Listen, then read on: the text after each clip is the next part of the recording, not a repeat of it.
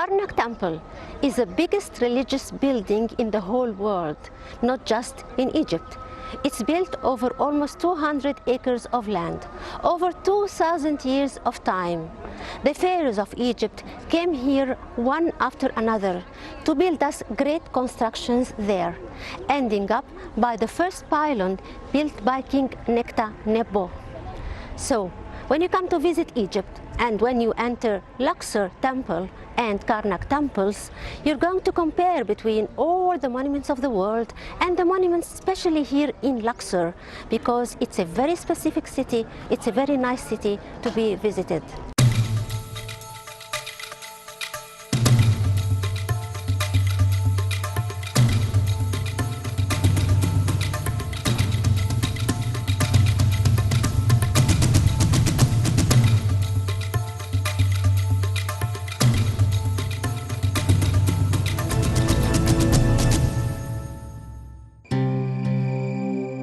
Karnak Temple is considered the biggest and greatest historical record in the world. For its buildings, which were constructed in 2,000 years, over 60 acres of land, comprises written records of the history of Egypt and its civilization. The sacred land of Karnak included the big temple of god Amon-Ra, in addition to other temples dedicated to different gods, like God Khonsu Temple and Goddess Ibit Temple in the south, and God Betah Temple in the north, and the destroyed temple of God Aton in the east.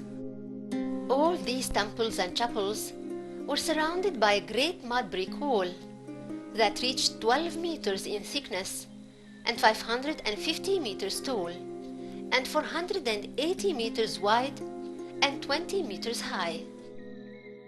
The wall has 8 entrances, 2 in the north joining Amon-Ra Temple with Monto Temple, and it's barren from reliefs, 2 entrances in the south leading to Goddess Mut and God Khonsu, and the gate of Ptolemy III that lead to Luxor Temple. There are 2 entrances in the east and 3 in the west, the middle of which is where the first pylon is situated, and it's the main entrance of Karnak. The wall was built by King Nekhta-Nebo from the 30th dynasty, which is the last ruling family in the pharaonic history. Barget thinks that the mud brick wall is not horizontal, but bent in a wavy shape for 2 reasons. The first one is that this geometrical method prevents its destruction. The second reason is religious. The wavy wall resembles the eternal water which surrounds the sacred hill which rose out of the eternal ocean called Nun. So the constructions within it represent the sacred hill itself, and thus they are sacred. Karnak Temple starts with a port, built specially for god Amon, the sun god. He used it annually in the Opet festival, when he left his temple in Karnak to visit Luxor Temple, where his wife Mut stays. His sacred bark was placed on a sailing boat called Usir Hat. It was made of cedar wood and coated with gold. The port is a large high dock with steps, connected to the Nile through a channel derived from the Nile. It was used at least until the 26th dynasty, for the level of the Nile during inundation was recorded between the 22nd and the 26th dynasties. In the middle of the port was a square base for the rest of the sacred bark. The pier is high and descends gradually until it reaches the road that leads to the first pylon, which is flanked on both sides with rams.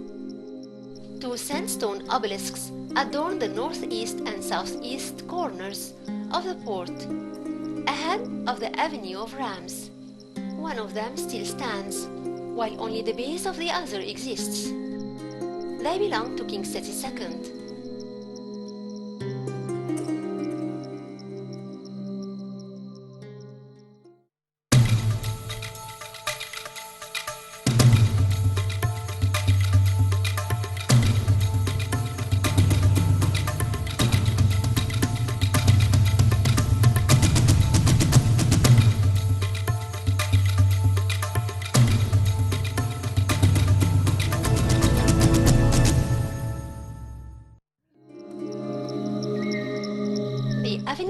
rams is a way between two rows of statues. Each is composed of a ram head and a lion's body. The way is 52 meters tall and 13.1 meters wide and stops 20 meters away from the first pylon. This avenue reached the second pylon of Ramesses II, as the rest of it exists behind the first pylon, which was added by King Nectanebo 11 dynasties later. The avenue was called in ancient Egyptian language Ta-mit Rehnet, which means the Avenue of Rams. The ram, which is a form of god Amun-Ra, protects the temple and its entrances. Each ram head rests on a royal figure to signify the protection of the god to the king. The name of King Ramesses II was relieved on the rams. Then, in the 21st dynasty, King Ba'ankhi recorded his name on some of them.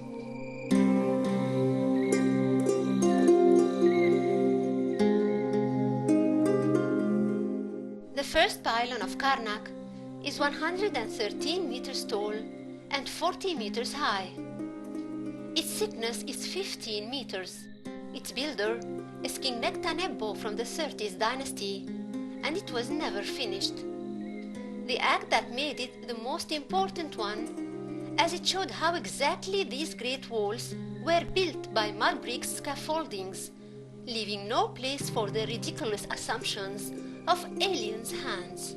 The court behind the pylon belongs to the 22nd dynasty. It's 80 meters tall and 100 meters wide. It's flanked on each side by one row of papyrus giant columns with open capitals, built by King Shishong I. It had different names, like Weba, which means the front court, and Weskhet Khefet Her, meaning the front hall, and Weskhet Hebit, or the celebration hall.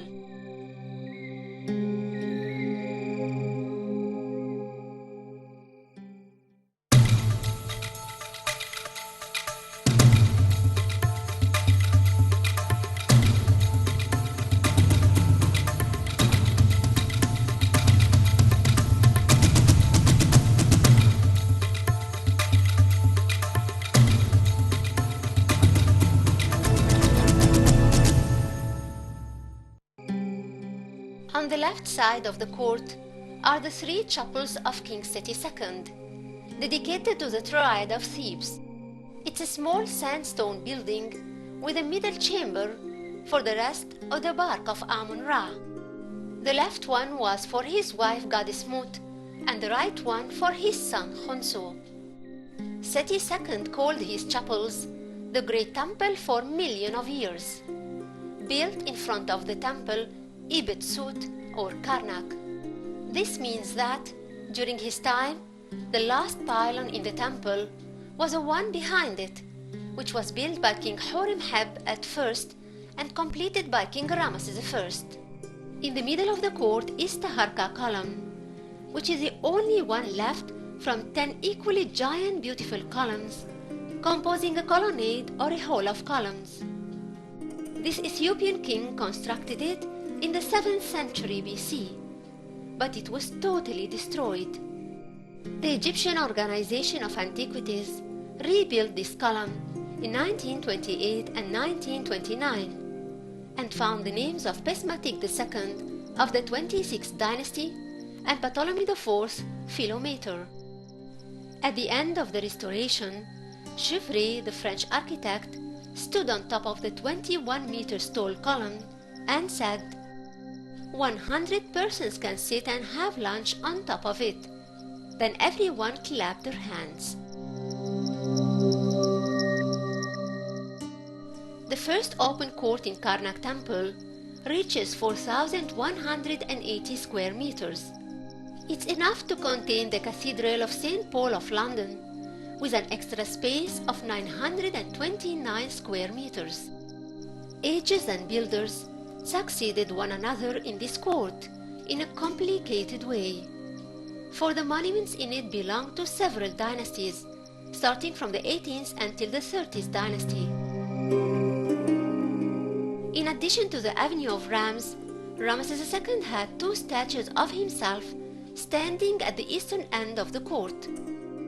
One has only the legs remaining from it, and the other still stands in glory. It represents him wearing the double crown and dressed elegantly, with a smart kilt and a nice belt with a dagger handle appearing from it. A small statuette of his wife Queen Nefertari stands above his feet. The statue was usurped by King Pi-Nejem, who carved his name on it. Beside the statue is a stele of King Bismatik II, who granted himself the honor of constructing a shed that leads to the second pylon, when it was originally constructed by King Taharqa of the 25th dynasty. The second pylon is destroyed to a great deal. Its length is 98 meters, with a height of 29.5 meters and thickness of 14 meters. The names of several kings were found by the entrance, like King Ramesses II and his father Seti I, and his grandfather Ramesses I, and his successor King Ramesses III. The Greek kings Ptolemy VI and VII opened an entrance there. The pylon itself was constructed by King Horemheb and Seti I. It's quite rare to find such a collection of pharaohs who belong to many ages in one court, for here in Karnak there are about 12 centuries reflected in all these monuments, which told their stories and elaborated a great part of the history of Egypt.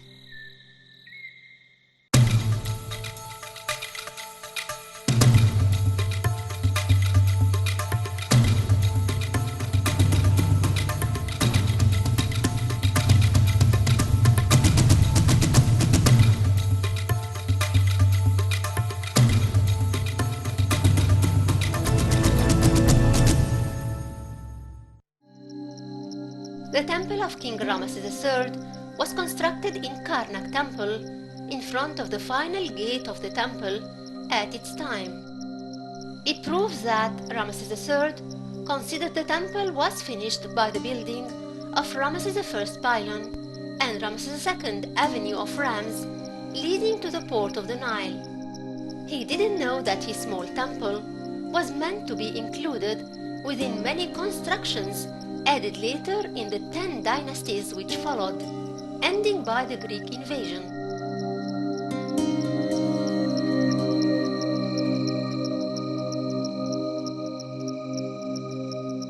Preceding the temple are two statues of sandstone representing the king wearing the double crown of Egypt above the nemes, or the traditional hair cover.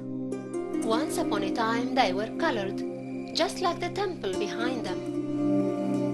Ramesses III is represented on the walls of the pylons, grabbing the hair of his enemies, who belong to 3 captured cities, and presents them to god Ammon.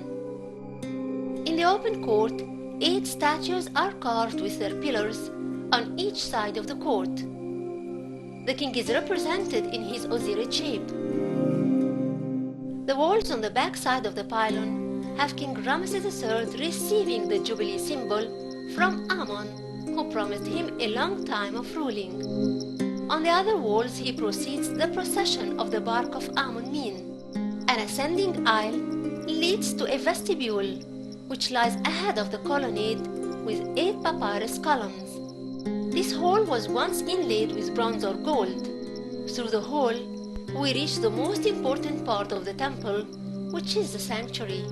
Here there are 3 chapels for the triad gods of Thebes: Ammon in the middle, Khons on the right, and Mut on the left.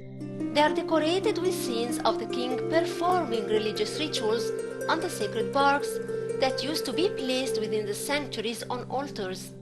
It's one small temple within the precinct of Karnak, but it includes all the factors that are to be found in any ancient Egyptian temple of the New Kingdom, and forms with the rest of the constructions of Karnak Temple the splendid eternal constructions of the mighty Egyptians. Beyond the 3rd pylon of Karnak is a rectangular hall ahead of the 4th pylon, which was constructed by King Thutmose I. He had also erected two obelisks, one of which still stands till today. It's 21.3 meters high and weighs 143 tons. 3 rows of texts are inscribed on 3 of its 4 sides. The middle one belongs to the king, and the other 2 were added by King Ramses IV 347 years later. The pylon is ruined, and the hypostyle hall that followed was evacuated from its wooden columns by Queen Hatshepsut, who erected her famous double obelisks in it after removing the ceiling. One of them was broken and the other still stands. It's 29.5 meters high and cut out of red granite. It weighs 323 tons and is placed over a base which side reaches 2.65 meters high. Over it is a text, inscribed by the Queen, telling the time it took her to cut them out of the quarries of granite in Aswan and the reason they were erected for.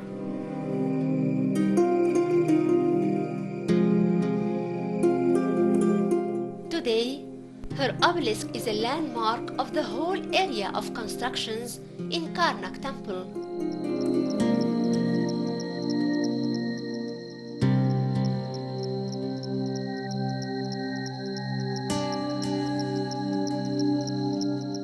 After the ruins of the 5th and 6th pylons, we reach the 2 small annual halls of Thutmose III, characterized by the 2 granite pillars adorned with the reliefs of the papyrus and lotus flowers, symbols of the north and south of Egypt. There are also 2 statues for Amun and Amunet, cut out by King Tutankhamun of sandstone, and that's why they have his features.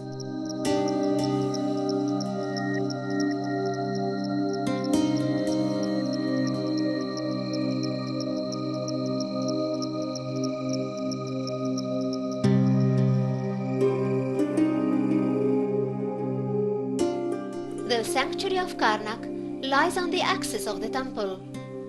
There were at least 4 of them, built consequently by different kings after each of them had removed the one built before his time. The existing one is the last one built by King Philip Ardeos in 305 BC. The inner and outer reliefs of the sanctuary describe the religious ceremonies of god Amun, celebrated here in his home that's known today as Karnak.